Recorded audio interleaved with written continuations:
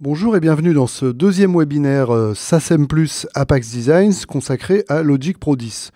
Aujourd'hui, nous allons étudier quelques techniques d'arrangement de la chanson, c'est-à-dire tout simplement de structuration de vos régions à l'intérieur de la chanson avec quelques techniques et outils qui vous donneront, je l'espère, une meilleure productivité. Pour ceux qui ne me connaissent pas, je suis Jean-Louis Hennequin, je suis Certified Trainer Apple, mais je suis avant tout un musicien qui a travaillé avec de nombreux artistes français, aussi bien en studio que sur scène, de Johnny Hallyday à Bernard Lavilliers en passant par Barbara et Patrick Bruel. Je me consacre aujourd'hui à l'enseignement de Logic Pro et je suis heureux de faire partager à mes co-sociétaires de la SACEM les techniques que j'ai appris à maîtriser au travers des années de pratique que j'ai pu avoir dans mes différentes activités de musicien. Alors, la première chose que nous allons faire pour commencer, c'est de travailler quelques exercices pour copier efficacement les régions à l'intérieur de Logic Pro. Pour travailler notre petite technique de copie de régions, j'ai préparé ce petit projet très simple avec deux régions. Alors d'abord, les bonnes méthodes, il faut les appliquer tout de suite. Donc cette piste-là sur laquelle je vais travailler, je veux la voir en plus grand, donc CTRL et Z pour la voir en grand avec le zoom automatique. Première technique de copie, quand vous avez envie de quelque chose qui va jouer pendant un certain nombre de mesures, ce sont les boucles. Alors ici, vous voyez que quand je déplace mon pointeur en haut à droite d'une région, j'ai un outil un peu spécifique qui apparaît. Vous voyez que le pointeur se transforme et donc en cliquant avec mon pointeur en haut à droite de ma région, je vais pouvoir dessiner des boucles de la longueur que je veux. Ce sont des copies virtuelles. Et donc, si j'écoute ce que ça donne...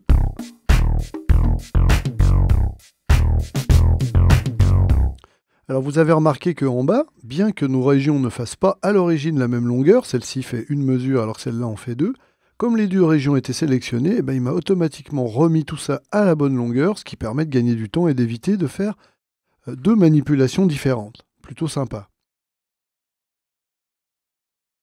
Bien entendu, si j'ai envie de modifier une des deux pistes sans modifier l'autre, il me suffit de désélectionner et d'utiliser mon outil boucle sur la piste sur laquelle je ne veux pas intervenir.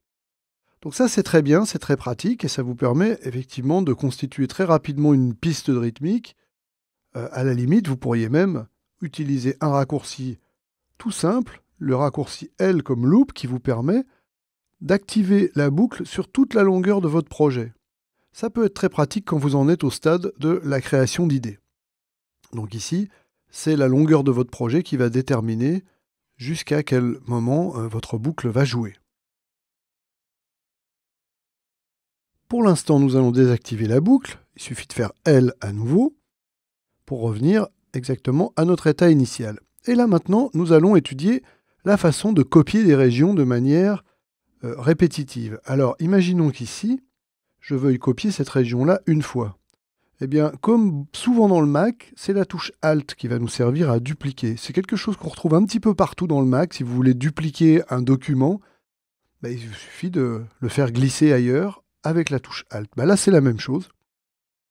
Quand vous allez cliquer sur votre région, avec la touche Alt enfoncée, vous voyez ce petit plus vert apparaît qui va vous permettre d'emmener votre région un petit peu plus loin. Et attention, relâchez toujours le clic de la souris avant la touche Alt, sinon ça ne marche pas.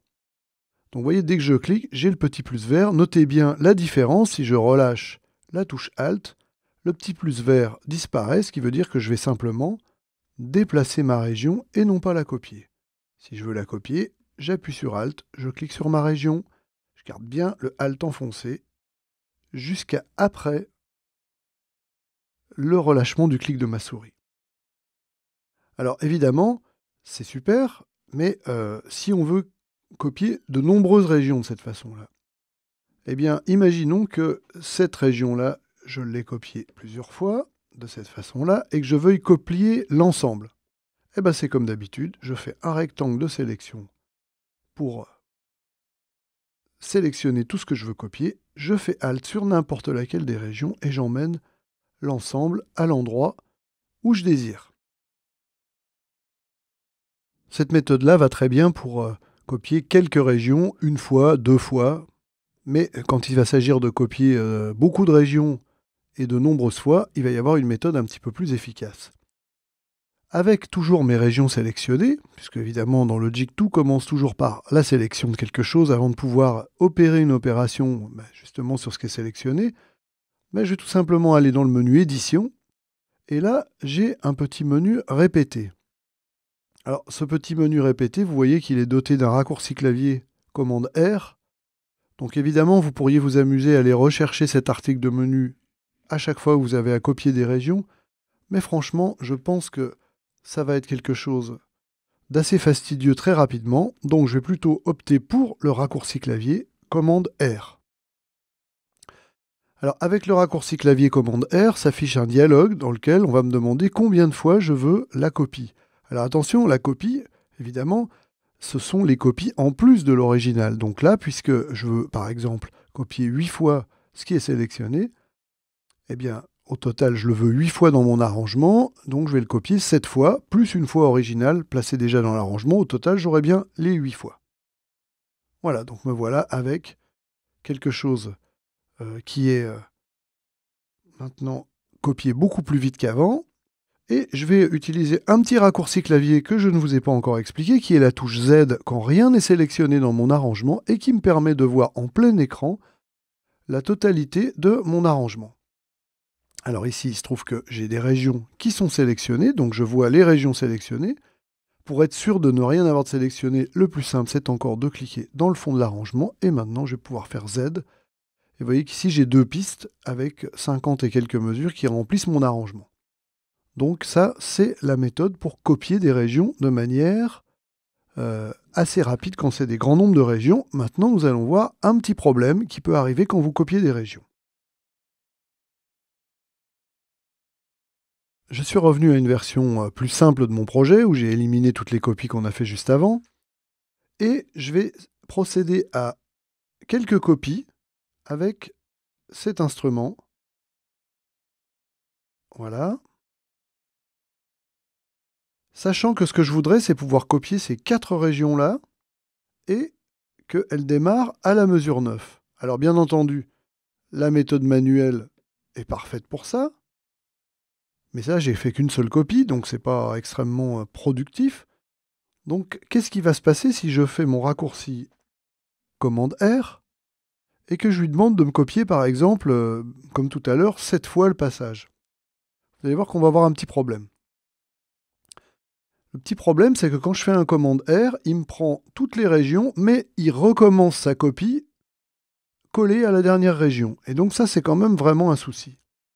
Donc, pour pallier à ce problème, je vais vous montrer une petite technique assez simple.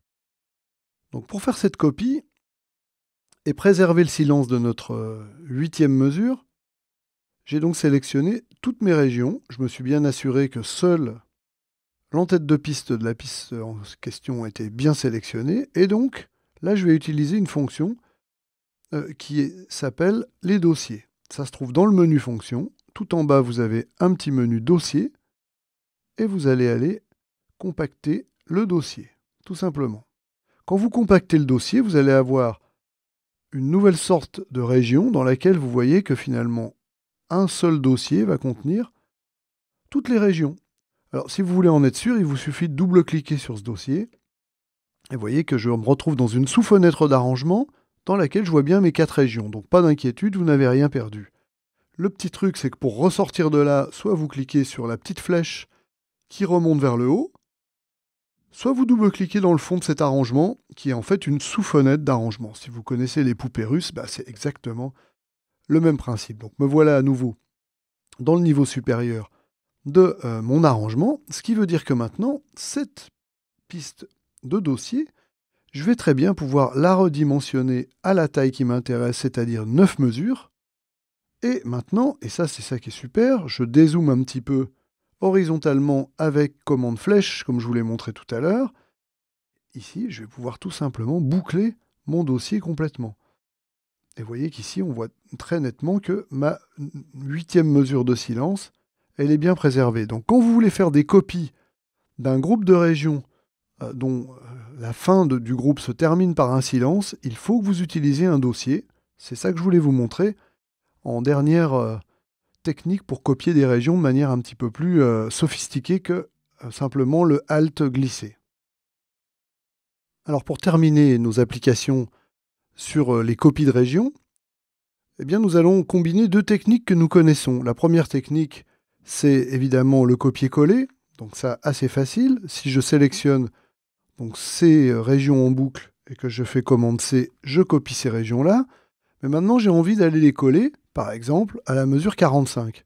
Eh bien je vais utiliser le raccourci clavier qu'on a vu tout au début, c'est-à-dire virgule, qui va me permettre d'aller placer ma tête de lecture à la mesure 45 et tout simplement ici de faire un petit commande V pour coller ma région au bon endroit. Donc une méthode toute simple mais super efficace pour coller des régions en série. Je le refais une petite fois, virgule, par exemple la mesure 89, tête de lecture à la mesure 89 et un petit commande V. Et voilà mes régions à nouveau copiées. Super efficace. Quand votre chanson va commencer à prendre forme, vous allez devoir utiliser les marqueurs. Les marqueurs sont des repères qui vous permettent de naviguer dans votre chanson de façon encore plus efficace que tout ce que nous avons vu aujourd'hui et dans la leçon précédente, mais qui vous permettent bien d'autres choses. On va voir exactement quoi. Nous basculons maintenant sur un autre projet qui va nous permettre d'avancer un petit peu dans notre construction d'arrangement.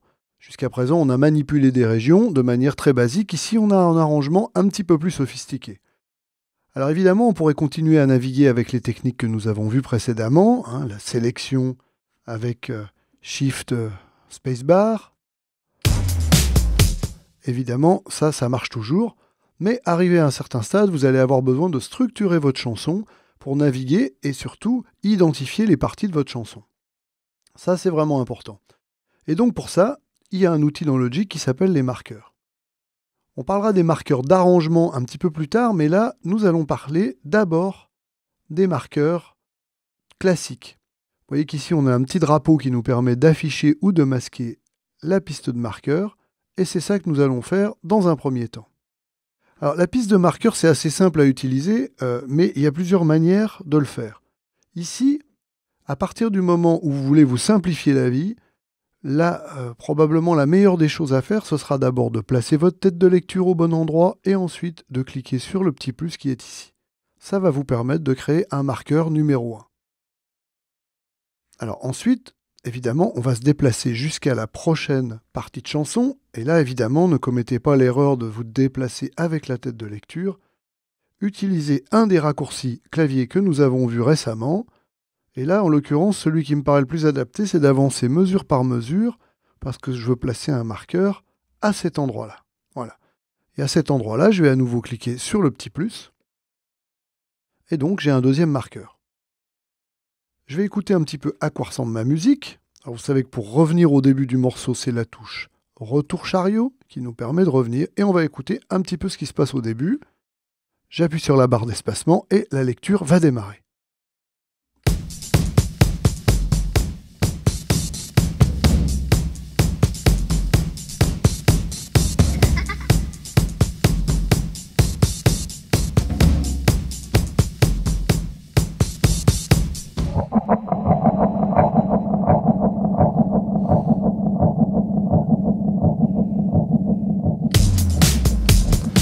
Alors, on remarque que j'ai raté un marqueur à la mesure 9 de manière évidente. Il y a une espèce de breakdown et j'ai envie de marquer ce passage-là particulier par un marqueur spécifique. Donc là, pour le moment, j'ai mes deux marqueurs, marqueur 1 et marqueur 2.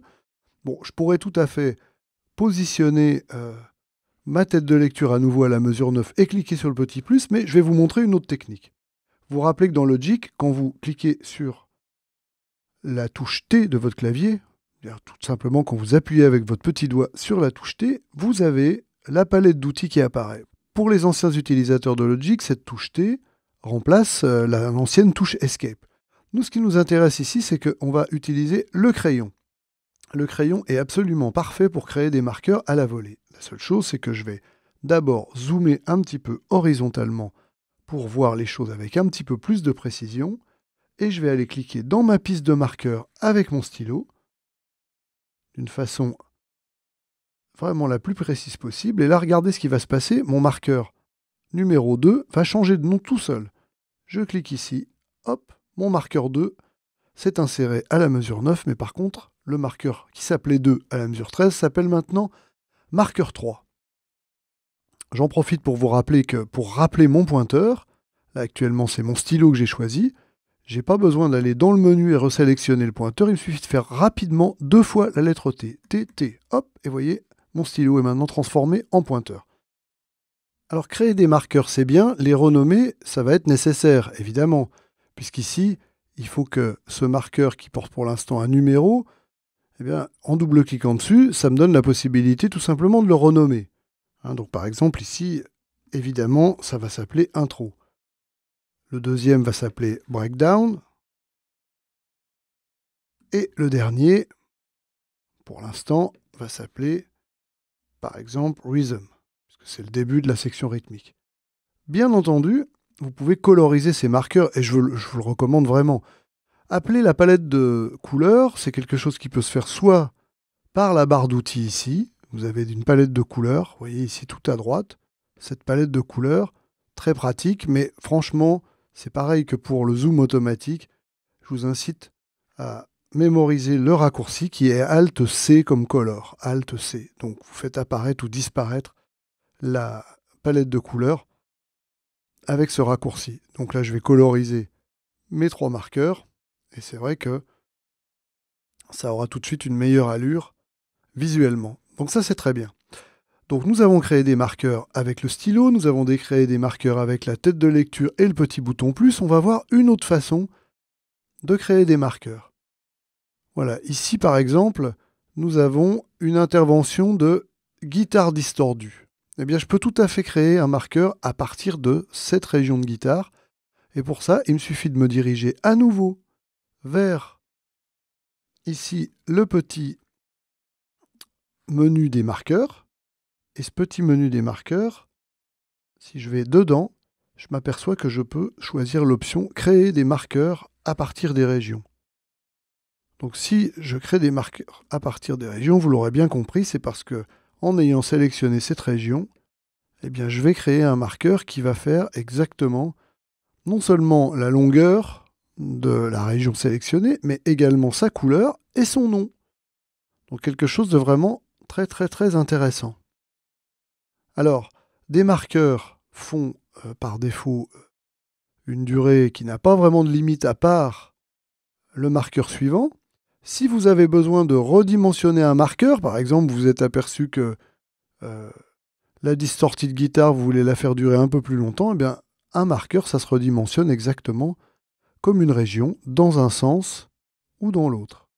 Donc, aucun problème, ce sont des outils que vous connaissez dans l'édition de vos régions.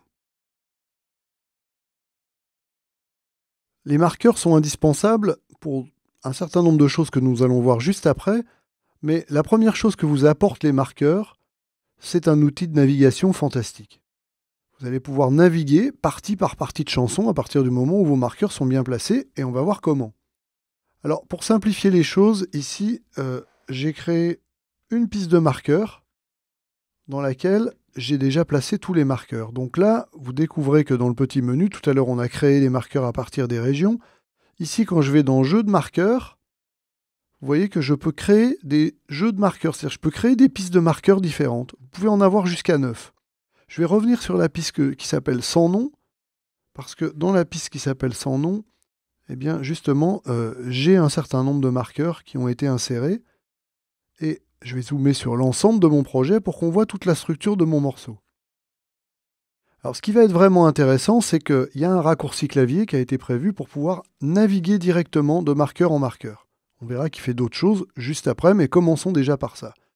Ce raccourci, c'est Alt et vos 2 touches familières, qui sont les 2 touches 2 points et point virgule, qui vous permettent normalement de naviguer mesure par mesure, eh bien, elles vont vous permettre de naviguer marqueur par marqueur, dans un sens de la gauche vers la droite pour le 2 points, et de la droite vers la gauche avec le point-virgule.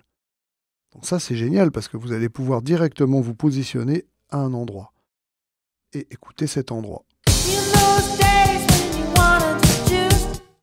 Voilà, donc vraiment absolument nécessaire d'avoir des marqueurs, ne serait-ce que pour ça. Mais on va voir juste après que ça va être extrêmement utile aussi pour structurer notre chanson. Maintenant que nous avons placé nos marqueurs et que nous avons appris à naviguer grâce à eux, nous allons les utiliser pour structurer notre chanson. Donc comment vont être utilisés nos marqueurs pour structurer notre chanson? Tout simplement, ils vont être des repères idéaux pour pouvoir faire des montages globaux de toute notre session. Alors, l'erreur à ne pas faire, ce serait de faire des sélections à l'intérieur de votre arrangement et d'effacer des régions au petit bonheur la chance en essayant de faire rabouter les morceaux en déplaçant les régions. Tout simplement parce qu'il y a de fortes chances que vous fassiez des erreurs ou des oublis, et que deuxièmement, il y a quand même une chose importante, pour les utilisateurs un peu plus avancés de Logic, c'est que ce qui se passe dans vos pistes globales, ici, ne sera pas pris en compte. Notamment, vous perdriez vos marqueurs, mais également les autres choses de votre piste globale, c'est-à-dire les variations de tempo, les changements de mesure, les changements d'altération, si vous en avez. Bon, ça, c'est un peu plus technique, donc je ne vais pas trop m'appesantir là-dessus, mais vous allez tout de suite comprendre l'intérêt de tout ça. Alors, il y a une chose, c'est que dans Logic, vous vous en rappelez sans doute, cette espèce de petite zone grise que vous avez là-haut dans la barre des mesures, c'est ce qu'on appelle les locators. Les locators, ils correspondent à une zone que vous voyez apparaître quand vous êtes en mode personnalisé et qui se trouve ici, 61 à 77. Vous voyez qu'ici, je suis exactement là. Quand vous cliquez dans cette zone grise, elle devient jaune. Et ça veut dire que là, vous avez activé le mode cycle. Donc, cette section qui se trouve entre 61 et 77 va jouer en boucle. C'est une des applications des locators. Mais les locators servent notamment à structurer votre chanson. On va voir comment. Imaginons par exemple que ici, je veuille tout simplement enlever le pré-verse qu'il y a ici. Cette petite section ici. Je vais me servir de ma navigation par locator, que l'on a vu tout à l'heure, et vous allez voir que quand j'appuie sur la touche Alt et point virgule, je reviens en arrière d'abord au début de mon marqueur, et si je le fais une deuxième fois, je reviens au début de ce fameux marqueur pré-verse.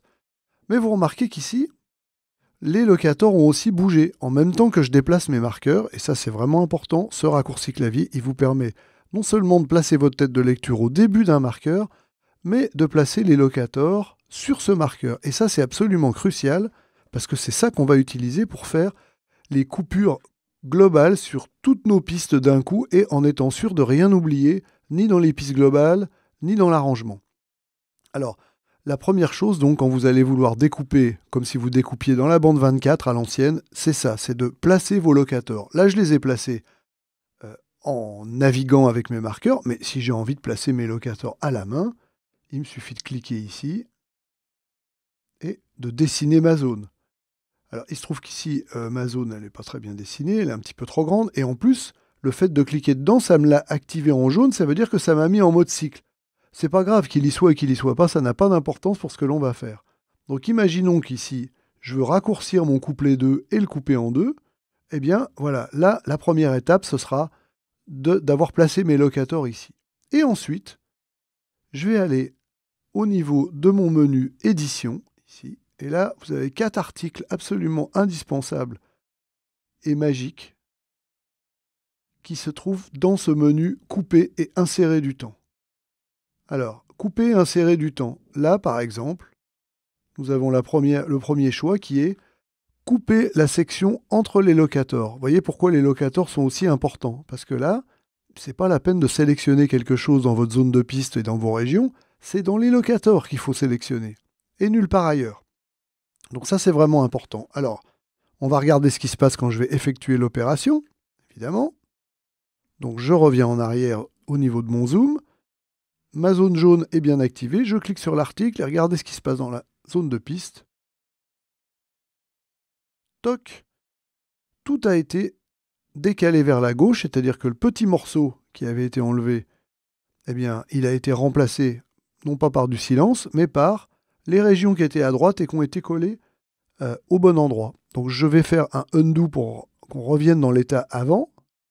Hop, j'étais comme ça. Donc j'ai bien ma zone jaune qui m'indique qu'est-ce qui va être coupé dans ma, entre guillemets, bande 24. Et donc si je refais l'opération, voilà le résultat. Donc là, vous êtes sûr de rien oublier, c'est vraiment ça la méthode qu'il faut utiliser. Alors, je vais revenir à nouveau en arrière et on va refaire une autre sélection. Imaginons que je veuille, à un moment donné, créer deux mesures de compte qui n'y sont pas. Eh bien, je vais aller mettre un petit cycle. Alors là, je suis sur 4 mesures, c'est trop long, donc la bulle d'aide m'est bien utile pour savoir que là, maintenant, je suis sur 2 mesures. Et puis là, eh bien, je vais aller dans le menu édition à nouveau. Donc, couper, insérer du temps. Et là, tout simplement, je vais faire insérer un silence à l'emplacement des locators. Et là, toute ma chanson a reculé de 2 temps, marqueur compris. Et c'est ça le truc important, vraiment. Alors, imaginons maintenant qu'à un moment donné, j'ai envie, finalement, d'avoir la moitié de mon breakdown, ici, à un autre endroit dans la chanson. Je vais commencer comme d'habitude par sélectionner les locators.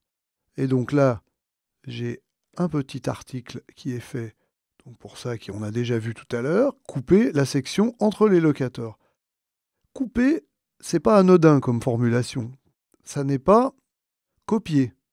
Copier, c'est simplement copier. Là, on va couper, ça veut dire qu'on va enlever le morceau, mais il va être dans notre tampon, dans notre mémoire tampon, de façon à pouvoir le réinsérer ailleurs juste après. Donc couper la section entre les locators. Voilà. Pouf, mon breakdown a été divisé par 2. Et si j'ai envie d'insérer mon breakdown à un certain endroit, par exemple à la mesure 40, eh ben je vais me déplacer à la mesure 40. Voilà, par exemple ici. C'est 39, excusez-moi. Et donc du coup, maintenant je vais pouvoir insérer ici mon breakdown. Pour insérer mon breakdown, ben, je vais retourner toujours au même endroit dans le menu édition. Et je vais faire insérer une section à la tête de lecture. Alors ça c'est vraiment un petit peu le piège. C'est que pour pouvoir insérer une section à la tête de lecture, eh bien, il faut d'abord que je l'ai prélevée ailleurs. C'est ce que je viens de faire. J'ai coupé. C'est ça que ça veut dire. C'est quand je coupe, j'enlève et je prélève. Donc maintenant, je vais pouvoir insérer une section à la tête de lecture. Et là, vous voyez que mon breakdown, maintenant, se retrouve à l'endroit de ma tête de lecture. Donc, vraiment quelque chose de très très puissant et avec lequel vous ne pouvez pas faire d'erreur. C'est quand même ça l'intérêt. Alors, on va juste voir une dernière application. Donc, cette fois-ci, maintenant, je vais naviguer avec ma navigation par marqueur. Donc, ça me permet de faire une petite révision. Donc, c'est Alt et les 2 points, puisque je vais aller vers la droite. Et là, j'ai envie que mon chorus numéro 3, eh bien, je le répète. Eh bien, pour aller répéter mon chorus numéro 3, je vais aller dans mon menu pour la dernière fois, ce qui va nous permettre de voir quels sont les différents raccourcis, de façon à les mémoriser, parce que ça, c'est quelque chose qui va vous être vraiment utile. Alors, on a vu que couper la section entre les locators, donc ce qui veut dire comme un petit peu le couper dans le Mac, c'est commande X. Ben là, vous voyez que c'est CTRL commande X. Vous allez couper la section entre les locators. Hein. Donc pensez bien toujours à faire effectivement ce positionnement de vos locators avant de vous lancer, sinon ça ne donnera pas les résultats escomptés. Insérer une section à la tête de lecture, c'est la section que vous venez de prélever avec la commande d'avant. Donc là, coller, tout simplement. Bah, coller dans le Mac, c'est commande V. Là, c'est CTRL commande V. Donc vous voyez que c'est assez facile.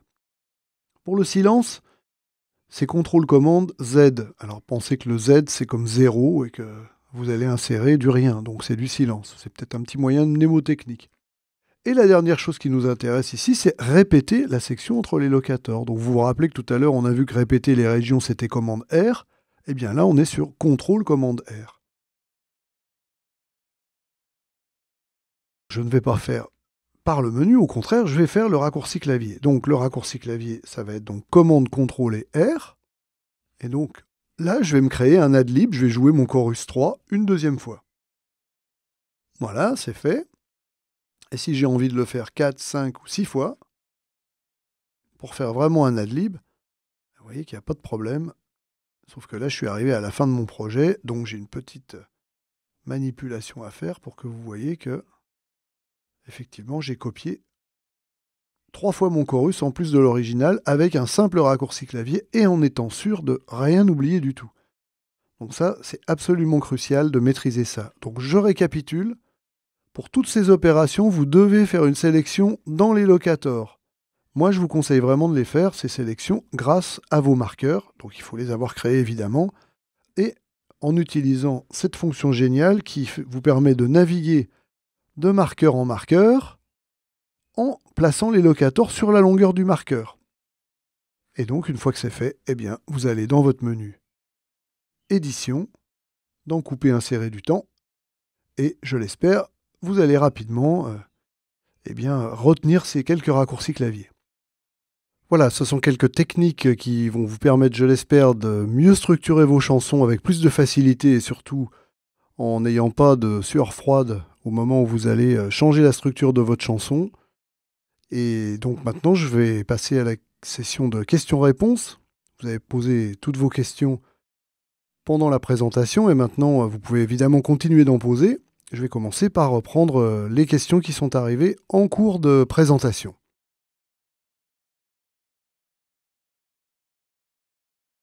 Alors, bonjour à tous. D'abord, je vais répondre à cette première question qui, en fait, concerne une manipulation que j'ai montrée au début et dans laquelle j'ai fait une copie sous forme de boucle et ensuite j'ai fait une copie réelle.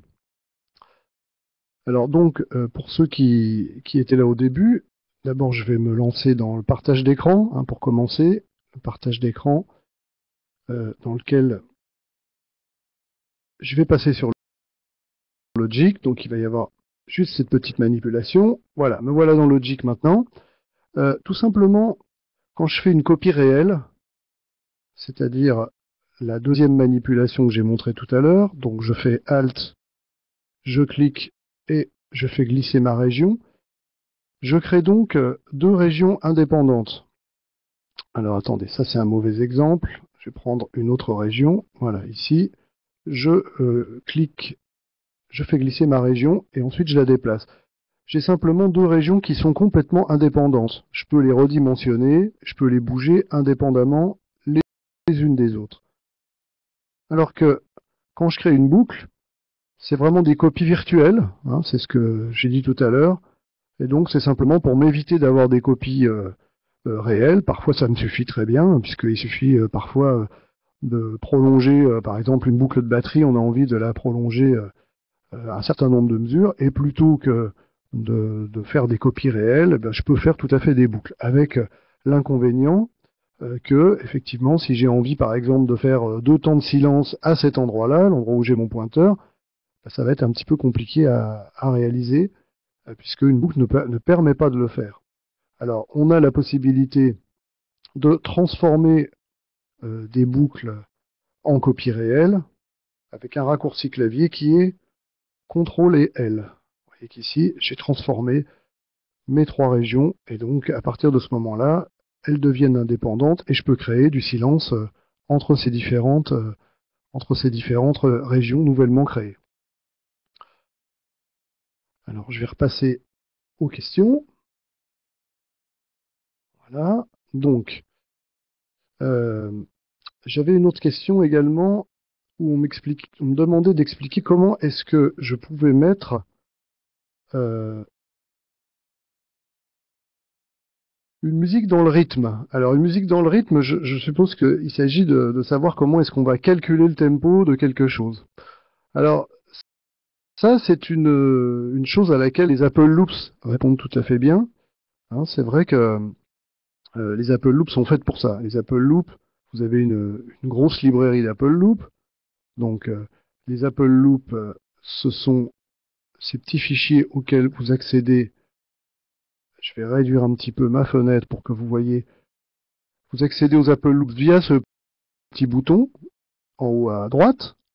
Et donc ici, vous avez des sons qui sont directement dans le tempo de votre projet. Hein. Vous voyez qu'ici, j'ai un tempo de 140 qui est affiché.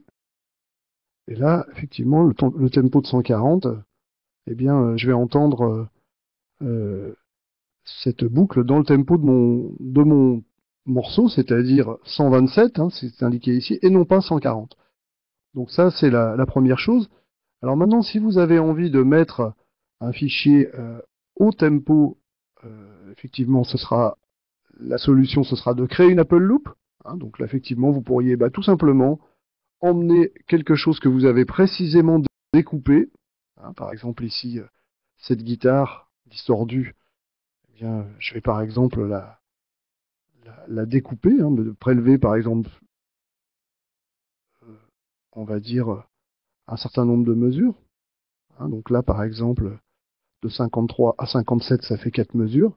Si je prends cet élément-là et que je le fais tout simplement glisser dans mon navigateur de boucle de cette façon-là, je vais avoir la possibilité de créer une Apple Loop. Hein, une Apple Loop qui va mémoriser les informations de tempo de mon projet original, c'est-à-dire par exemple ici 127, et puis que je vais pouvoir ensuite réutiliser dans n'importe quel autre projet. Elle va avoir le tempo du projet nouvellement créé. Alors ici, quand vous créez une Apple Loop, vous avez lui donné un nom. Hein, par exemple, je vais l'appeler Distorted Guitar Loop. Ça, c'est une chose. Et puis ensuite, vous allez choisir la tonalité, quel genre musical c'est. Donc là, effectivement, c'est plutôt du rock. Donc tout ça, ce sont des mots-clés que vous mettez sur vos Apple Loops de façon à réduire le choix quand vous allez choisir des Apple Loops. Hein, vous avez une énorme librairie. Vous voyez en bas à droite de l'écran que ma librairie Apple Loop, qui est la librairie standard de Logic Pro 10, eh bien, elle contient 21 850 boucles. Donc évidemment, il ne s'agit pas de trouver la boucle idéale, mais de restreindre le choix eh bien, pour trouver cette boucle pour un petit peu plus tard. Donc là, par exemple, c'est de la guitare électrique.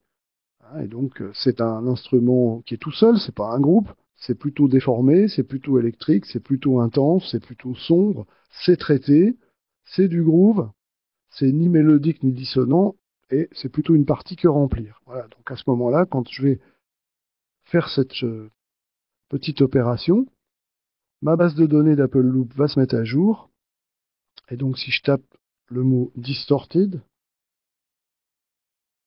alors je vois que j'ai beaucoup de choses distorted, mais j'ai une solution plus simple, c'est d'aller dans le menu qui se trouve ici et regarder dans mes boucles. Ça, c'est les boucles que j'ai créées moi, et vous voyez qu'ici, j'ai bien une guitare distorted loop qui fait 16 temps, pardon, c'est-à-dire 4 mesures, et qui a un tempo de 127.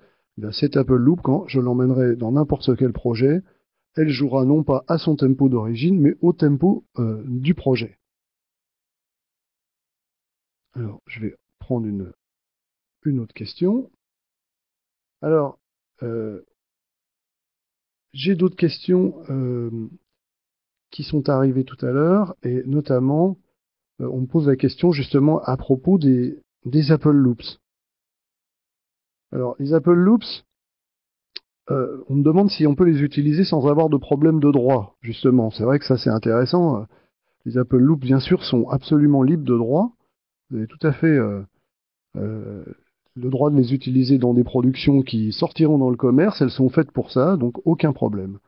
Hein, ça, c'est vrai que il n'y a aucun souci. Faites attention par contre quand vous utilisez des sons qui viennent par exemple d'autres librairies telles que GarageBand ou telles que iLife, hein, c'est-à-dire si vous utilisez iMovie, il y a des effets spéciaux dans iMovie, la licence d'utilisation est différente et je vous conseille de bien lire ça parce que ça peut être différent de Logic. Dans Logic par contre il n'y a aucun doute, tout ce que vous avez dans votre librairie d'Apple Loops peut être utilisé sans aucun problème. Alors, euh, on me pose une petite question par rapport à, enfin c'est pas une question, c'est vraiment un avis sur la mise en page qui est évidemment différente du neuf. Il y a beaucoup trop de gris. Alors on peut changer partiellement la mise en page, c'est assez limité quand même ce qu'on peut faire. Euh, alors je trouve qu'effectivement dans Logic Pro 9 il y avait déjà beaucoup de gris, hein, à mon avis. Je pense que là-dessus on avait, on avait quand même déjà pas mal de gris. Alors la possibilité que vous avez, c'est au niveau des préférences, dans affichage. Vous avez la possibilité au niveau des éditeurs de modifier euh, l'arrière-plan lumineux dans tout ce qui est le piano roll, hein, c'est-à-dire cette fenêtre-là. Moi, j'aime bien avoir effectivement sur mon éditeur au niveau du piano roll le fond clair. Donc on peut récupérer ce fond clair. Vous voyez, il est ici. Et c'est vrai que c'est la seule possibilité que vous ayez de personnaliser l'interface de Logic Pro 10. Après, pour les geeks, les bidouilleurs, vous avez des skins qui existent sur Internet. Donc ça, c'est pas le sujet de ce webinaire, mais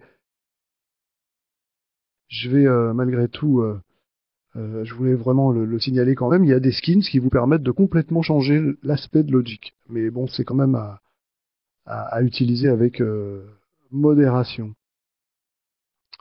Alors, quand on a un morceau, ensuite, qui a des variations de tempo, ça c'est une question.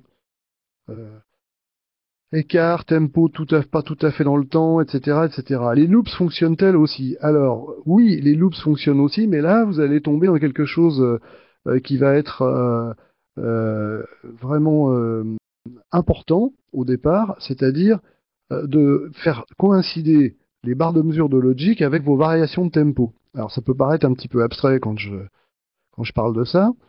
Pour ça, je vais revenir dans Logic. Donc, dans Logic, on a cette possibilité au niveau de nos pistes globales.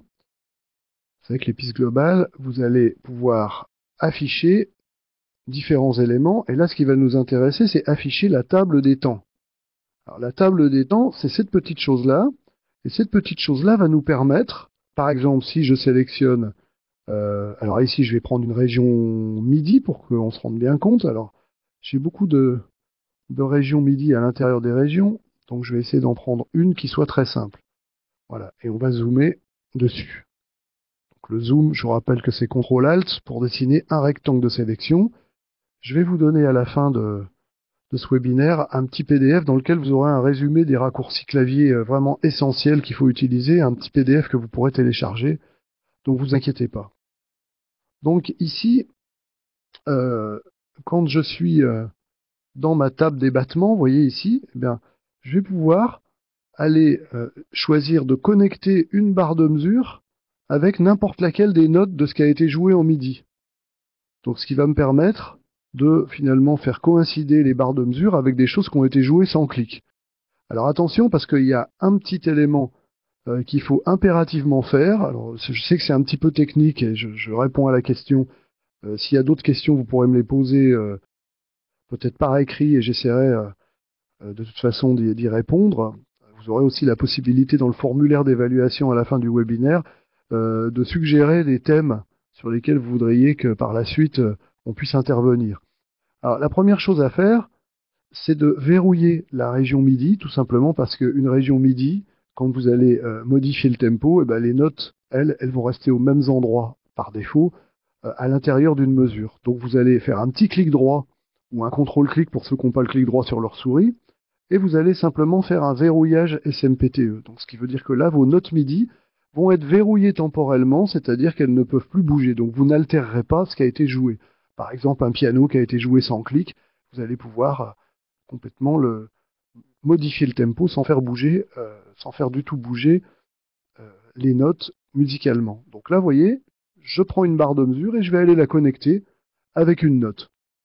C'est la façon de recalculer le tempo. Et vous voyez qu'ici, le tempo a été recalculé à 101 BPM, tout simplement parce que j'ai fait ce changement. Alors là, bon, évidemment, c'est une région MIDI, donc c'est assez facile. Dans le cas où ce serait une région audio, eh bien tout simplement, je vais aller chercher une région audio dans mon arrangement. Hein, donc ici, par exemple, cette région lead vocals. Une région lead vocals, je vais simplement devoir rajouter des transitoires,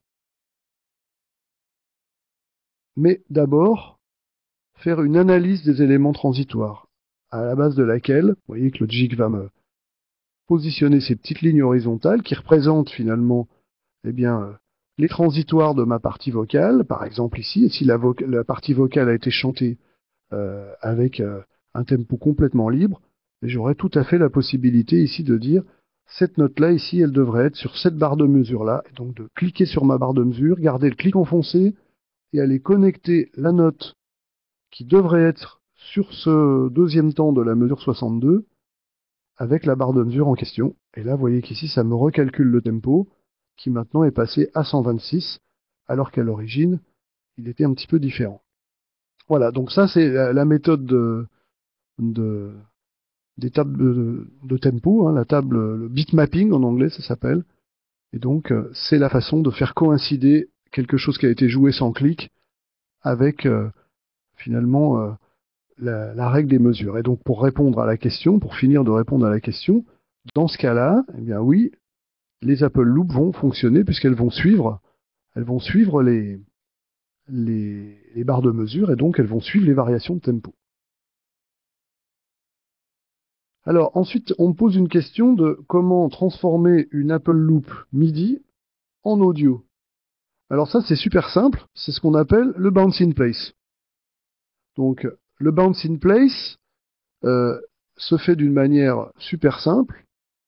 Imaginons que, alors je vais retourner un petit peu dans à nouveau mon arrangement tel qu'il était à l'origine.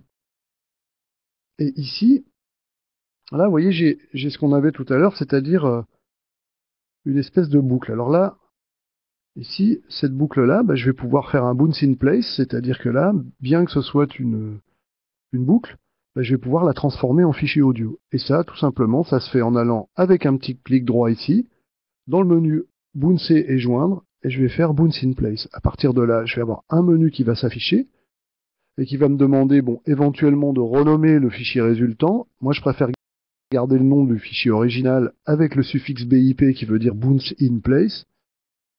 Donc, les choix qui me sont offerts après, c'est tout simplement de rendre la piste originale muette. Évidemment, j'ai pas envie d'avoir l'instrument virtuel qui continue à jouer en plus de mon fichier audio.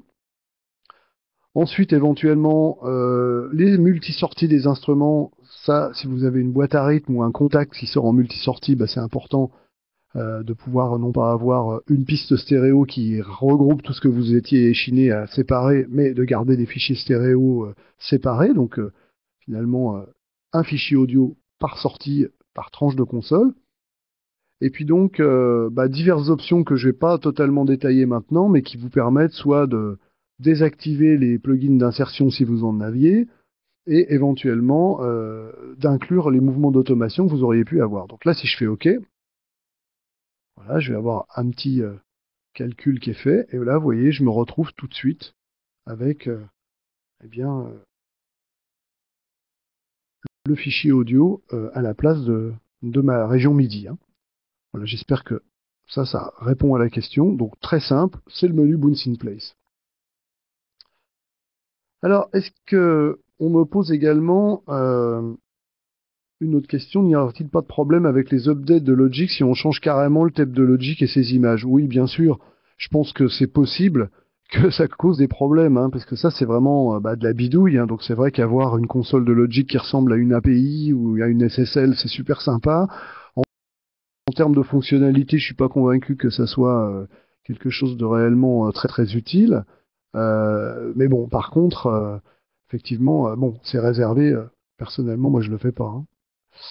Alors, j'ai une question que je comprends pas très bien. Je suppose qu'elle est en relation avec la question suivante. Est-ce que ça ne décale pas les autres pistes? Je suppose que c'était par rapport à la question sur le bitmapping. Hein. Bon, alors non, puisque en fait, vous savez que tout ce que vous faites dans les pistes globales influe sur tout ce qu'il y a dans votre projet. Alors attention, par contre, hein, c'est vrai que si vous faites ce genre de choses-là, c'est pas à la fin d'un projet qu'il faut le faire quand vous avez des régions audio un petit peu partout.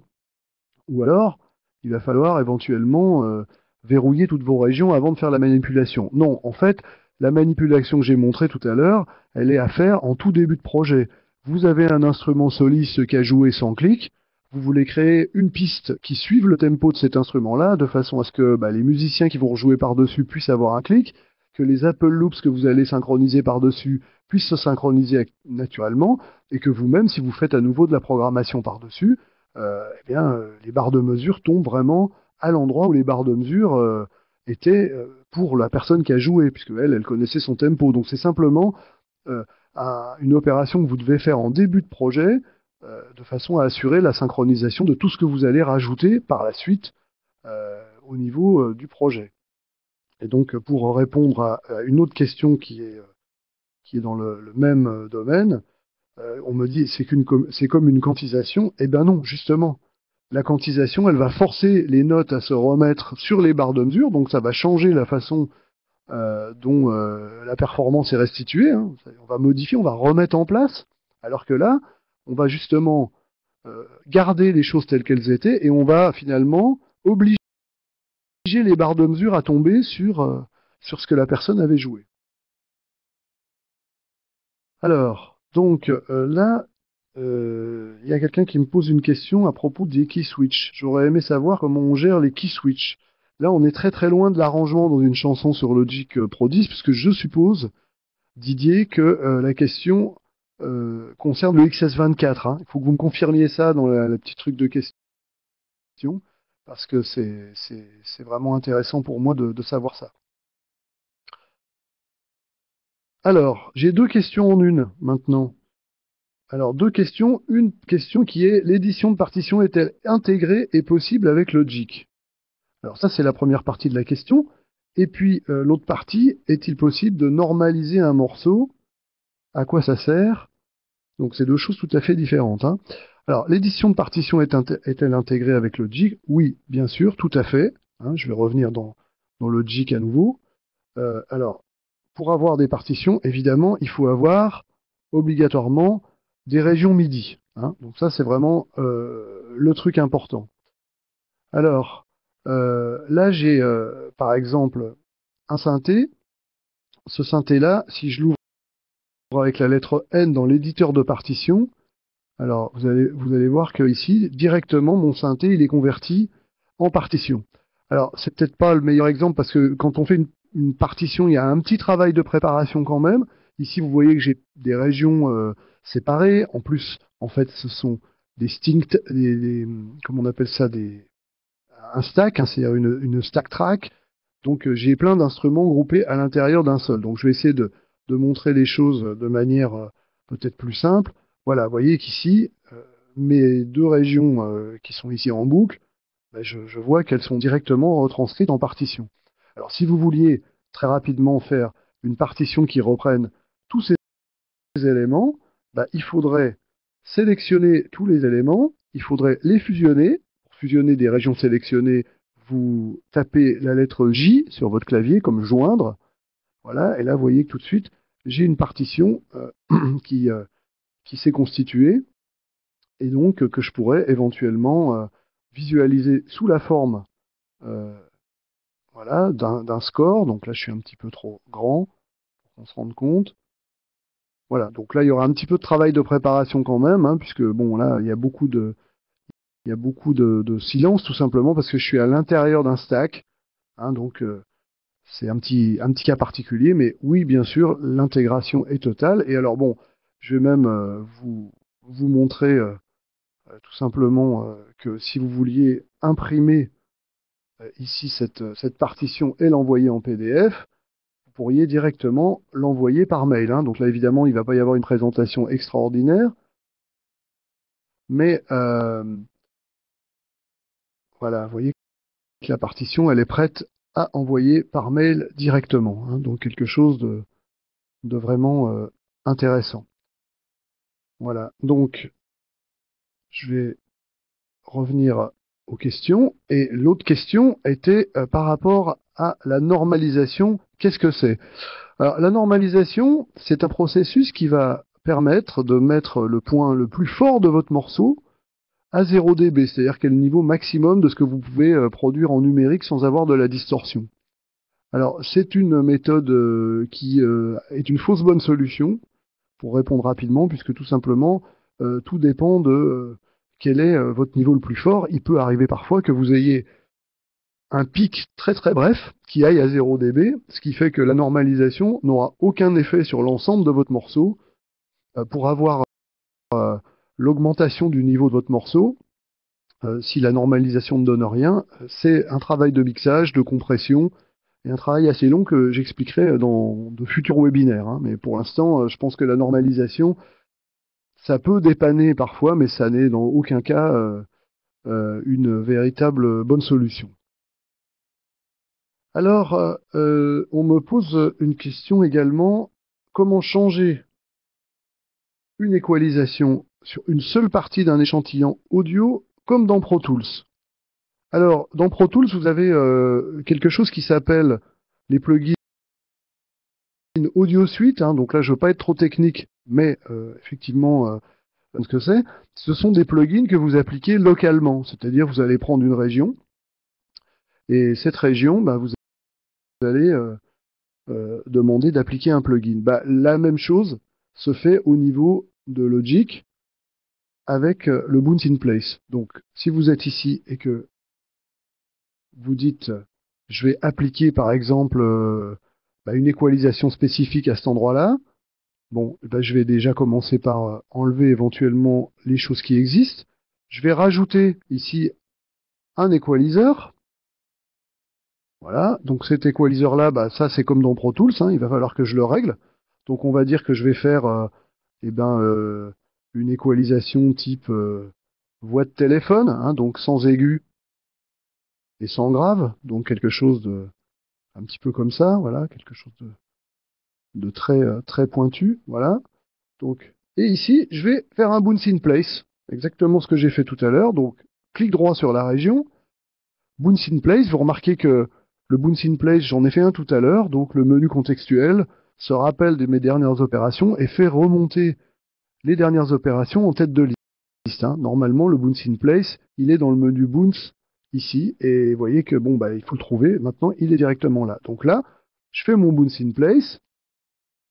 Et donc, je vais activer mon bounce in place. Donc forcément, bah, vous voyez que ma forme d'onde, elle a beaucoup changé, hein, puisque j'ai complètement changé la bande passante. Et donc voilà, là j'ai appliqué une équalisation de manière locale. L'équalisation n'est appliquée qu'à cette région-là. J'espère que ça répond donc à la question. Alors, j'ai une autre question qui est comment laisser la tête de lecture en place au début d'une section de Locator? Alors, donc la tête de lecture en place au début d'une section de Locator. Bah, tout simplement, il y a plusieurs. Je comprends pas vraiment bien la question, mais enfin, j'imagine que que je vais trouver la réponse. Donc, si je suis au début d'une section de Locator, par exemple un marqueur, hein, si je parle d'un marqueur, tout simplement, il me suffit de faire Alt-clic sur le marqueur et la tête de lecture, vous voyez, c'est positionné au début de ce marqueur. Donc ça, c'est effectivement une façon de faire. Bon, à partir du moment où vous allez lancer la lecture, évidemment, la tête de lecture va se déplacer, hein, par définition. Donc c'est dans ce sens-là que je comprenais pas forcément extrêmement bien la question. Alors par contre, si on fait basé sur les locators, bah, sachez que les locators, de toute façon, ont toujours la main. Donc ça veut dire que votre tête de lecture, dès que vous allez lancer la lecture, elle va toujours repartir du début de votre cycle, par exemple ici. Hein, par contre, si vous voulez avoir la tête de lecture qui vient au début des locators, vous avez des options qui sont cachées à l'intérieur de ce petit bouton. Donc si vous faites un clic droit sur ce bouton-là, vous voyez, vous avez la possibilité d'arrêter la lecture et euh, d'aller au locator gauche quand vous appuyez sur le bouton stop. Donc ça pourrait être une possibilité qui réponde à votre question. Donc vous voyez, maintenant, si je refais mon clic droit, l'option qui a été sélectionnée, c'est ça. Ce qui veut dire que même avec ça désélectionné, ma tête de lecture est là, mon locator est ici. Si j'appuie sur ce bouton, ça va m'amener ma tête de lecture. Ah ben, en l'occurrence, ça m'a amené ma tête de lecture au début de la lecture, au début de la session. Donc, je suis pas sûr. Voilà, ici, voilà, si c'est ça, ça m'emmène ma tête de lecture au début de mon locator. Vous voyez, bon, voilà, ça c'est une réponse. Alors après, pour répondre à ce genre de questions, il y a pas mal de possibilités au niveau des raccourcis clavier. hein. Et donc si vous allez dans vos raccourcis clavier et que vous allez dans modifier, eh bien si vous tapez tête de lecture, vous allez trouver tous les raccourcis clavier qui correspondent à la tête de lecture. Évidemment, il y a un accent circonflexe sur tête de lecture, donc il faut bien le mettre. Et là, vous voyez que vous allez avoir, par exemple, placer le locator du punch d'entrée sur la tête de lecture, placer le locator gauche sur la tête de lecture. Il y a pas mal de raccourcis à explorer là-dedans. Et donc, que vous cherchiez par le mot tête de lecture ou par le mot locator, beaucoup de choses sont proposées. Certaines ont déjà un raccourci clavier. Alors, il y en a certains qui sont super compliqués, hein, donc bon courage pour les retenir.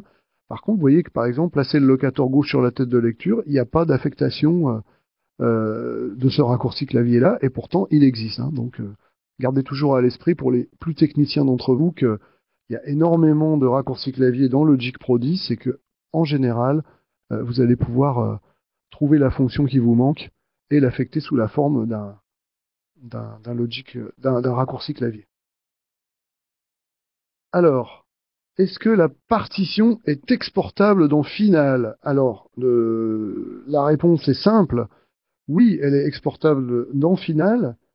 Le seul truc, c'est que euh, la partition dans Final, si vous voulez, ça va être sous la forme d'un MIDI file, hein. Donc, ne vous attendez pas à des miracles. En général, un export MIDI file réimporté dans Finale, je l'ai fait pendant de nombreuses années, ça donne pas forcément des résultats géniaux tout de suite.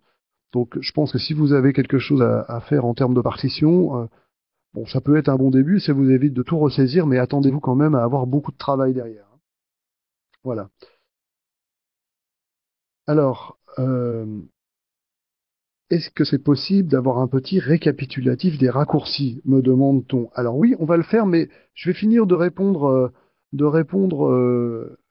aux questions d'abord, parce que j'ai un petit truc pour vous sur les raccourcis tout à l'heure quand j'aurai fini de répondre aux questions. Je regarde un petit peu, je les découvre, ça va vite. Il y a beaucoup de questions, donc c'est vrai que je les découvre, euh, je les découvre un petit peu en même temps qu'elles arrivent, et donc il faut que le temps de les lire pour que je puisse y répondre. Donc par rapport à la page d'arrangement et les déplacements, n'y aurait-il pas fallu évoquer l'influence de la résolution du magnétisme à l'accroche à la noire? Mais c'est une très bonne suggestion, mon cher Serge. Donc je vais revenir, effectivement, je vais faire une petite précision là-dessus. C'est vrai que dans Logic, quand vous êtes à ce niveau-là et que vous voulez déplacer une région, par défaut, Logic va vous appliquer un magnétisme intelligent, c'est-à-dire que vous n'allez pas pouvoir faire de bêtises, du genre bouger cette région-là et l'emmener par exemple sur la troisième triple croche de la mesure. C'est horrible de faire ça. Donc là, vous voyez, quand je vais bouger, automatiquement, je ne vais pas pouvoir bouger de moins qu'une mesure. Là, je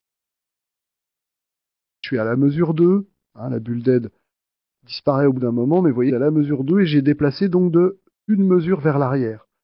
Quand vous allez zoomer, hein, donc je rappelle que quand je veux zoomer sur dans ce genre de situation, je vais le faire avec le raccourci commande et flèche, hein, c'est le petit PDF dont je faisais allusion tout à l'heure, auquel je faisais allusion tout à l'heure que vous aurez, il récapitulera ça. Donc si je fais commande et flèche, effectivement, je vais pouvoir déplacer ma région de manière un petit peu plus fine. Vous voyez qu'ici, eh bien, je suis sur le deuxième temps de la mesure 1, donc j'ai bien bougé de un temps et un temps. Et donc plus je vais zoomer, et plus je vais pouvoir déplacer finement les choses. Alors le truc, c'est que si on veut être sûr de ne pas faire de bêtises, même quand on est zoomé comme ça, bah, on a un menu ici qui s'appelle le menu du magnétisme.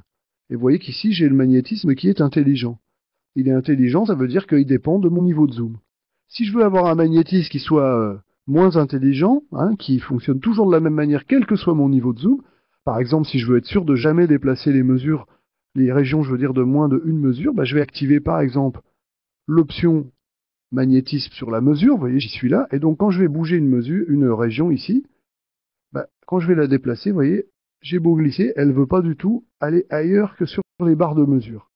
Voilà, donc ça c'est le magnétisme moins intelligent, et c'est vrai que ça peut être super utile quand on fait des copies, dont la chose que je vous ai montré tout à l'heure, où on fait des copies sur des choses qui font moins de une, c'est intéressant de se mettre sur ce magnétisme par mesure. Je vais l'illustrer tout de suite si c'est pas extrêmement clair, parce que je comprends que ça puisse être éventuellement un petit peu difficile à comprendre. Alors donc là ici, je vais mettre mon zoom automatique de piste, de façon à pouvoir bouger ma région un petit peu comme je veux. Et là, alors je ne vais pas prendre cette région-là parce que, voilà, je vais prendre une région différente ici, dont je vais enlever la boucle, et je vais réduire cette région-là. Alors attention, parce que là, vous voyez que mon magnétisme, comme il est en mesure, bah, il m'empêche de réduire la taille de ma région. Je fais un petit zoom autour de ces régions avec le raccourci CTRL-ALT que vous aurez dans le PDF de tout à l'heure. Et par exemple, je vais dire, voilà, ma région de kick, elle ne fait plus une mesure, mais elle fait 2 mesures. Et je veux la copier avec mon raccourci commande R de tout à l'heure. Bah, effectivement, si je fais mon commande R avec le zoom intelligent, avec le magnétisme intelligent, hein, je vais le copier 4 fois. Voilà ce que ça donne. Mon kick se décale et au lieu d'être sur les premiers temps, bah, il se colle bout à bout. Donc, dans ce cas-là, une des applications du magnétisme par mesure, ça sera que quand je vais forcer les régions, normalement, à se mettre directement sur la mesure. Bah, en fait, vous voyez que ça n'a pas fonctionné. Donc, est-ce que c'est moi qui ai fait une fausse manip? Vous voyez que même moi, je peux en faire. Mais normalement, ça veut dire que, voilà, vous voyez, je ne peux pas faire de glisser ailleurs que sur la mesure. Mais en l'occurrence, ça ne remplace pas le fonctionnement que j'ai montré tout à l'heure avec les dossiers. Voilà, donc le magnétisme, bah, effectivement, on peut avoir bah, des résolutions très très fines, hein, telles que échantillons. Bah, si vous travaillez à l'image, ça peut être sympa de pouvoir déplacer les régions à l'échantillon près ou à l'image près, ou au quart d'image pour ceux qui font de la musique de film.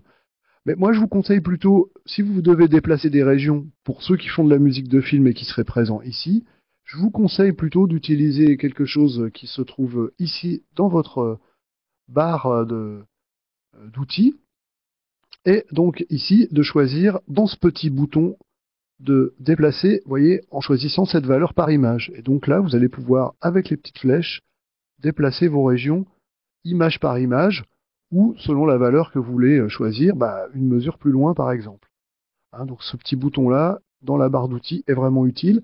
Il existe bien entendu des raccourcis clavier qui font exactement la même chose, mais si vous n'avez pas envie de les chercher ou pas le temps, bah, ce bouton-là, il est là pour ça, et à mon avis, il est vraiment très utile. Les gens qui utilisent Pro Tools sont familiers de ce genre de choses. Logic peut le faire également. Alors, je continue. J'ai une question dans laquelle on me dit, à part un clavier USB et Logic, d'autres matériels sont-ils nécessaires pour une qualité de son, je suppose, hein, pour la composition? Alors là, effectivement, avec Logic, vous pouvez faire beaucoup de choses. Moi, j'ai des choses que j'ai fait en définitif, que j'ai uniquement fait dans Logic. Alors, évidemment, j'ai des banques de sons que j'ai achetées, donc j'ai pas tout fait. Ce serait mentir que de dire ça. Eh bien, on peut tout à fait s'en passer, mais avec des banques de sons externes, on a forcément de meilleurs résultats. Mais on peut tout à fait faire évidemment des choses tout à fait définitives avec Logic, hein. Je vous rappelle que vous avez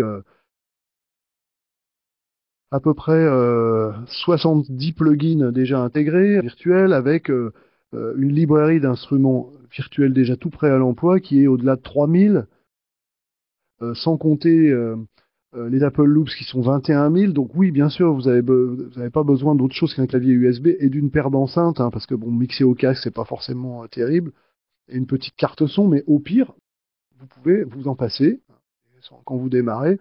Donc, si vous êtes songwriter et que vous faites des chansons et que vous faites des maquettes, vous pouvez faire de très très bonnes maquettes. Moi, j'ai composé la musique de gros événements entièrement dans Logic, à l'intérieur de la boîte et sans aucun matériel externe. Et personne n'a fait aucune réflexion sur la qualité du résultat. Alors, j'ai une question sur le XML dans Logic. Alors, le XML, c'est François qui pose cette question-là. Le XML, c'est un format qui permet d'exporter les données d'une session pour la rendre compatible avec d'autres choses. Et là, notamment, on me pose la question par rapport à Final Cut. Alors oui, vous pouvez exporter une session Logic complète en XML. Alors attention, parce que le XML ne prend pas le MIDI, donc évidemment, il faudra bien entendu que vous transformiez toute votre session en session comportant uniquement des fichiers audio. Hein, donc pour cela, vous avez quelque chose qui est extrêmement bien dans le menu fichier et qui est de bounce et remplacer toutes les pistes. Là, ça va vous dire que votre session va être transformée en une session audio only. Vous n'aurez plus aucun instrument MIDI et ça vous aura créé des pistes audio à la place. Hein. Donc en général, moi, ce que je conseille, là, c'est peut-être une manipulation un peu avancée pour certains, mais bon, le public étant large, autant montrer les choses. Vous allez commencer par créer une nouvelle alternative. Hein. Donc là, une alternative dans Logic Pro 10, c'est une nouvelle version de votre projet, mais vous ne touchez pas à l'original. Donc là, par exemple, vous allez l'appeler Audio Only. Voilà.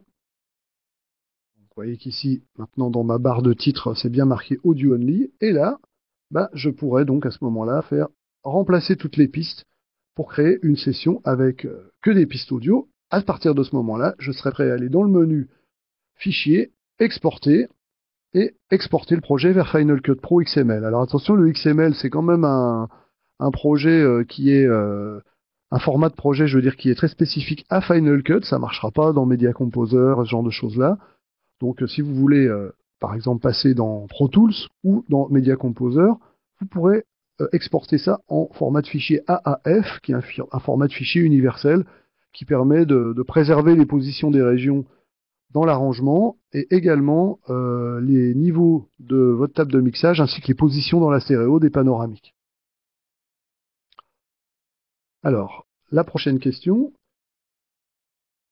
Pourriez-vous montrer l'application d'un sidechain sur une voix et un instrument? Waouh! Alors, Anthony, oui, je peux le montrer, mais là, ça va vraiment être trop long. Donc là, dans le formulaire d'évaluation à la fin, eh ben, typiquement, voilà le genre de choses que vous pourriez demander. C'est une bonne raison de remplir le formulaire. Vous aurez l'occasion de le dire. Bon, toutes vos questions, je les aurai à la fin du webinaire sous forme d'un fichier texte. Bon, en l'occurrence, là, je vous conseille quand même de faire une petite note en plus, parce que le sidechain, c'est quelque chose qui revient vraiment souvent. Il y a le vocoder aussi, etc. Alors, je réponds à Sabine par rapport à sa question de tout à l'heure sur, à part le clavier USB et Logic, de quoi a-t-on besoin pour composer? Si vous ne faites que de la composition instrumentale, vous pouvez vous passer d'une carte son. Avec un Mac, vous avez une sortie casque. Bon, ça peut vous suffire. Évidemment, si vous avez envie de chanter ou d'enregistrer une guitare acoustique, il vous faudra une carte son. Des cartes son vraiment économiques, il y en a plein maintenant. Hein, à partir de 100 euros, vous avez des cartes vraiment pas mal du tout. Là-dessus, vous pouvez tout à fait vous adresser à votre magasin habituel. On a une tendresse particulière pour Universon, dont nous partageons l'immeuble, notre centre de formation à Pax Design. Ils sont de très bons conseils, adressez-vous à eux. Mais effectivement, si vous voulez brancher un micro ou un instrument dans un Mac, il vous faut une carte son avec une entrée micro, une entrée instrument, une entrée ligne. Donc ça, effectivement, ça c'est absolument indispensable. Alors, comment sauter du marqueur 15 au marqueur 10, me demande-t-on ici. Alors, si vous voulez sauter pendant la lecture, évidemment, vous allez pouvoir le faire, mais ça n'a peut-être pas énormément d'intérêt. Par contre, si vous voulez y sauter directement parce que vous n'avez pas envie d'attendre et de naviguer séquentiellement, eh ben, c'est ce que j'ai dit tout à l'heure. Vous faites Alt, la touche Alt, et vous cliquez sur n'importe quel marqueur. Vous voyez que là, quand je clique sur un marqueur, là j'ai la touche Alt enfoncée. Hein, vous ne la voyez pas parce que j'ai oublié d'enclencher mon outil à raccourci clavier. Mais voilà, la touche Alt en cliquant sur un marqueur vous permet d'aller directement à ce marqueur. Et c'est un outil vraiment important à connaître également. Alors, ah oui, on me rappelle de revenir à l'explication de la sous-fenêtre. Voilà. Donc la sous-fenêtre, hein, c'est ce qu'on a vu tout au début. Là, on a typiquement un drum stack ici. Donc quand je vais aller dans drum stack, là, je vais déployer mon drum stack. Donc les stack tracks, c'est une nouvelle fonction de Logic qui nous permet finalement de regrouper plusieurs pistes à l'intérieur d'une espèce de dossier, mais qu'il y ait un dossier dynamique que je peux ouvrir et fermer. Ce que j'ai fait tout à l'heure, c'était de prendre un certain nombre de pistes de cette manière-là. Alors d'abord, en ayant sélectionné le bon en-tête de piste d'abord, et puis de les grouper à l'intérieur d'un dossier. Hein, donc je suis allé dans le menu fonction, je suis allé dans dossier, et j'ai fait compacter un dossier. Voilà, donc là, je me retrouve avec mon dossier. Donc là, vous voyez que je suis dans ma fenêtre d'arrangement normale, et donc à l'intérieur, je vois que j'ai des régions. Donc là, vraiment, on est dans ce type de pistes qui sont les dossiers, hein, qui peut ressembler au Stack Tracks, tout ça de Logic Pro 10, dont j'ai parlé dans le précédent webinaire, mais ça n'est pas la même chose. Hein, là, vous voyez que j'ai du silence à la fin, et ce qui me permet de éventuellement boucler ce dossier, c'est ce que j'ai montré tout à l'heure, en préservant du silence à la fin, ou éventuellement de faire une opération de copie de région comme je l'ai montré. Bon, là, j'en reviens au dossier lui-même. Quand je double-clique dans le dossier, je rentre dans une sous-fenêtre d'arrangement dans laquelle, effectivement, je m'aperçois que j'ai toutes mes régions. Donc, si je veux éditer à l'intérieur de ces éléments, je peux aller tout simplement ici et le refaire. Attention, mes éléments, certains sont verrouillés, vous voyez, donc je ne peux pas les modifier. C'est la raison pour laquelle, quand je fais certaines choses, ça ne fonctionne pas sur le kick. Vous voyez ici, par exemple, tout à fait rétrécir ça. Et quand je vais vouloir ressortir de ce dossier pour retourner dans mon arrangement global, hein, à l'intérieur duquel se trouve ce petit dossier qui contient des régions, je vais soit aller cliquer sur la flèche qui se trouve là-haut, hein, conserver le dossier, là, je vais remonter là, hop, vous voyez, maintenant je me retrouve dans mon arrangement normal, et l'autre méthode, donc je retourne à l'intérieur de mon dossier, c'est tout simplement de double-cliquer dans le fond de l'arrangement du sous-dossier, ça me permet de remonter au niveau supérieur. Voilà, donc, la question par rapport à ces sous-dossiers. Alors, on me pose une question au sujet de filtres qui supprimeraient le souffle à la fin d'un enregistrement. Ouais, alors ça, c'est un vaste débat. Vous savez, en général, le souffle des micros après l'enregistrement, c'est probablement qu'il y a du souffle sur votre système, et ça, bon, effectivement, on peut mettre un noise gate. Noise gate, c'est un élément assez utilisé. Je pense que la meilleure chose que vous ayez à faire, si vous avez vraiment beaucoup de souffle, entre les phrases d'un chanteur, par exemple, vous allez utiliser une fonction qui s'appelle le strip silence, hein, dans Logic, et qui vous permet d'éliminer les parties dans lesquelles il n'y a pas de signal. Donc ça, je sais pas quelque chose que je vais montrer maintenant parce que ça se prépare. Hein. Donc, vous pouvez tout à fait poser la question dans le formulaire d'évaluation, comme je le disais tout à l'heure. Voilà. Voilà, donc vous voyez ici, ça c'est mon flex pitch, le flex pitch dans lequel, effectivement, je vais pouvoir modifier la hauteur de note, changer les formants ou modifier le vibrato. Donc là, on est vraiment dans quelque chose d'un petit peu plus sophistiqué. Alors, je vais remontrer mon pitch corrector, hein, puisque apparemment, il y a des gens qui n'ont pas bien vu. Donc le pitch correction, hein, qui se trouve dans le menu pitch correction, ici. Et donc, mon clavier, le clavier de quantification. Donc ici, évidemment, je clique sur les notes que je veux corriger. Les notes qui ne sont pas actives, ça veut dire qu'elles n'existeront pas à la sortie. Donc, quel que soit le fichier audio qui rentre dedans, par exemple, si j'enlève toutes les notes sauf le Fa, on n'entendra que des Fa à la sortie. Donc ça fera un petit effet un petit peu de vocoder. Désolé pour la fausse manipulation, je pense qu'il y a dû avoir un petit problème au niveau de mon système. Hein. Donc voilà. Ok, donc je pense qu'on va arriver un petit peu à la fin de cette question-réponse. Ça fait 1h30 qu'on est là, hein, donc c'est pas mal. Bon, je vais quand même vous donner quelques petites informations importantes maintenant. Bon, vous êtes des gens de la SACEM. Il y a deux types de sociétaires à la SACEM. Ceux qui font des droits suffisamment pour avoir de la formation et ceux qui n'en ont pas assez et qui font malgré tout partie de SACEM+. Donc vous savez que le partenariat de mon centre de formation qui est Apax Design et dans lequel on fait des formations Logic Pro, c'est justement le fait d'offrir aux gens qui n'ont pas de financement par la FDAS une réduction de 25% sur les formations. Donc si vous comptez faire une formation et que c'est vous qui payez votre formation, vous aurez 25% de réduction sur cette formation-là. Alors, au passage, je vous indique qu'à la FDAS, on a une formation qui va être dédiée aux auteurs. Hein, donc, c'est vraiment une formation qui est faite pour les compositeurs, songwriters, qui n'est pas du tout pour les ingénieurs du son, etc. Donc, c'est vraiment une formation qui est très spécifique, puisque elle est vraiment accessible à des gens qui ont de petites notions de PAO, mais elle permet quand même d'aller très loin jusqu'au fait de mixer et de produire de très bonnes euh, démos avec un bon son, etc. Donc, cette formation-là va être accessible par un financement AFDAS qui, je l'espère, va être conventionné. Donc, je vais vous montrer le programme de cette formation-là, parce que je l'ai uploadé.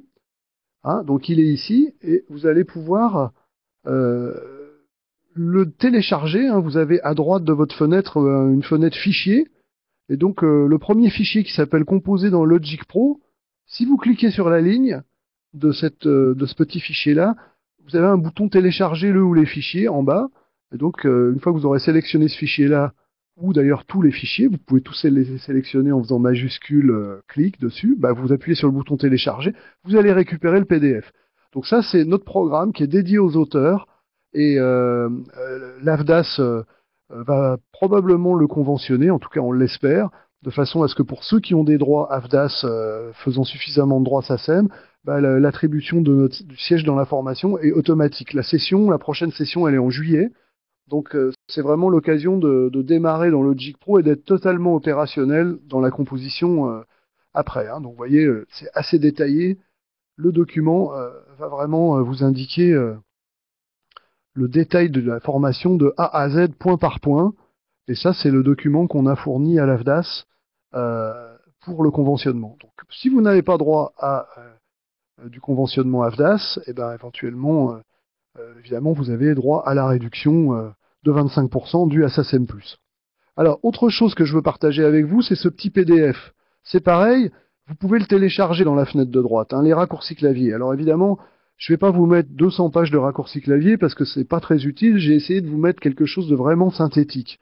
Alors, il faut savoir que même si vous n'en avez pas beaucoup, aujourd'hui, on a revu dans ce PDF-là tous les documents, tous les raccourcis clavier qui ont été vus dans la session d'aujourd'hui. Alors je dis ça, c'est important parce que avec la SACEM, on a un partenariat qui se renforce. Hein. À partir du mois de septembre, on aura une session par mois qui, sur un an, vous permettra, pour les gens qui sont loin ou les gens qui ne peuvent pas se payer une formation parce qu'ils n'ont pas les moyens ou pas de financement, eh bien, ça va permettre à ces gens, malgré tout, d'avoir un cursus, bon, certes, qui sera moins détaillé qu'une vraie formation en profondeur, mais qui permettra quand même d'avoir différentes connaissances très pratiques. Et donc, ça se fera sur 10 mois, de septembre à juin. Et tous les mois, il y aura une session comme celle d'aujourd'hui dans laquelle on verra vraiment des choses thématiquement. Là, aujourd'hui, on a un peu commencé, mais on prendra vraiment les choses de A jusqu'à Z. Et pour les gens qui sont vraiment pas trop expérimentés, c'est vraiment une très bonne façon d'apprendre au moins les bases. Hein, ça sera évidemment moins adapté à des gens qui sont extrêmement pointus déjà et qui veulent simplement s'améliorer. Dans ce cas-là, bah, il y a la formation pour ça. Hein, donc ça, c'est vraiment important. Vous avez ensuite dans la partie droite de la fenêtre, vous voyez, vous avez adresse utile. Donc formation Logic Pro. Si vous cliquez dessus et que vous cliquez sur le bouton parcourir, ça va vous ouvrir une autre fenêtre dans laquelle vous arriverez sur notre site directement. Et en dessous, la demande de dossier formation, bah, elle vous permet directement, bah, pareil, d'atterrir sur une page dans laquelle vous pouvez faire une demande de formation. Vous n'allez pas quitter ce qu'on est en train de se dire actuellement. Si vous cliquez sur ces boutons-là, vous pouvez y aller. Ça ne va pas vous éjecter de la session. On va continuer à se parler un petit peu. Donc voilà, ça c'est vraiment quelque chose d'intéressant. Et donc, la dernière chose que je vais vous dire, c'est que effectivement, si vous avez téléchargé les documents qu'on a mis à votre disposition, bah, ça vous permettra de les avoir un petit peu à portée de la main. Vous allez avoir une fenêtre qui va s'ouvrir à la fin de ce webinaire qui va être le formulaire d'évaluation. Alors c'est important pour nous vis-à-vis de la SACEM que la SACEM sache que bah, c'est intéressant pour vous, les sociétaires. Hein. Je suis un sociétaire comme vous. Donc si ce genre d'initiative vous intéresse, sachez que on va avoir des sessions sur Logic Pro, mais on en aura sur d'autres plateformes. On aura Pro Tools, on aura Live, et on aura également Sibelius pour les gens qui écrivent vraiment de la musique. Donc, il y a également le formulaire de participation et de satisfaction vous donnera l'occasion de faire des suggestions sur des thèmes que vous voudriez voir abordés spécifiquement, hein. Donc ça, on en tient compte. C'est quelque chose de vraiment important pour nous. Et puis, ça nous donne l'occasion aussi de vous peut-être vous envoyer des nouvelles et des infos sur les prochaines sessions qu'on aura, même si la SACEM s'en occupe, bien entendu.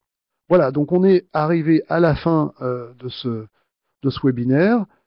J'espère que vous avez pu télécharger les documents pour ceux que ça intéresse. Je vais vous remercier maintenant de votre participation et vous allez être donc redirigé sur le formulaire d'évaluation. Et si vous voulez avoir la gentillesse de le remplir, ce serait super.